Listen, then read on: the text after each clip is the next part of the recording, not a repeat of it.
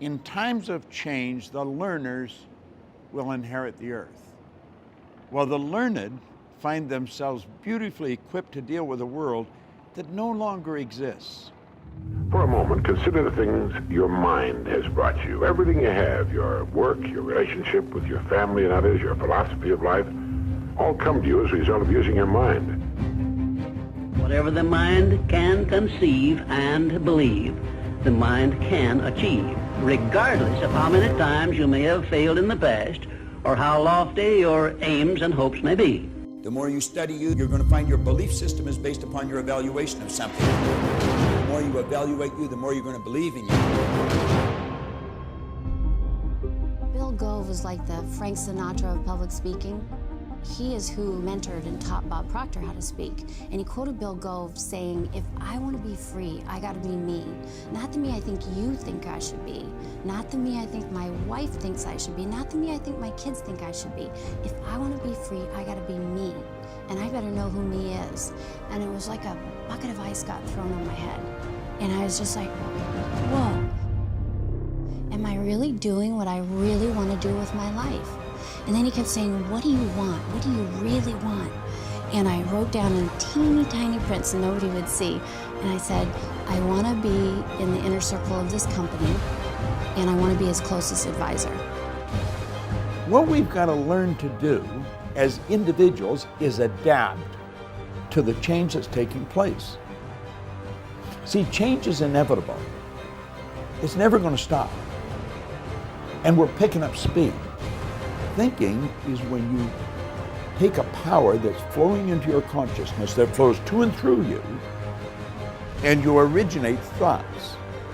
And you put the thoughts together and you create an idea. And if you can create an idea, if you can see something in your mind, you can hold it in your hand. And I don't care whether you're 80 or 18. It makes no difference. The illiterate of the 21st century are not going to be the people who cannot read and write. They're going to be the people who cannot learn, unlearn, and relearn. Now think about that for a moment. Do you know, you and I are being controlled, virtually controlled by paradigms. I see a paradigm as being a mental program that has almost exclusive control over our habitual behavior. And I want you to think of this. Almost all of our behavior is habitual. There's such phenomenal opportunity for the person who really understands themselves, who understands how their paradigm was formed and how that paradigm can be changed. And without that knowledge, the opportunity is just going to go right past them. A friend invited me to a leadership seminar, and I didn't even ask anything about it. I didn't know the details. It was in Vancouver, Washington. I said, sure, I'll go.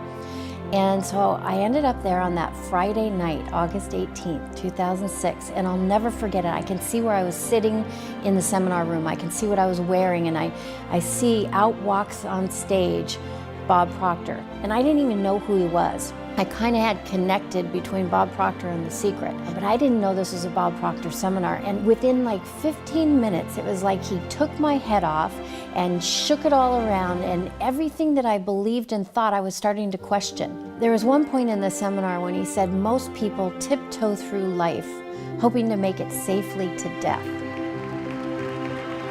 I believe if we're really going to enjoy the change that's taking place in the world that we're a part of, we're going to have to start to understand what makes us tick. We're going to have to understand how the paradigm was formed, how the paradigm can be changed, and how it's literally controlling our life.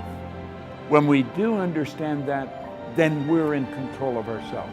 We're living the way we really want to live. We've knocked down all the walls. There's no limitations. Sky is actually the limit.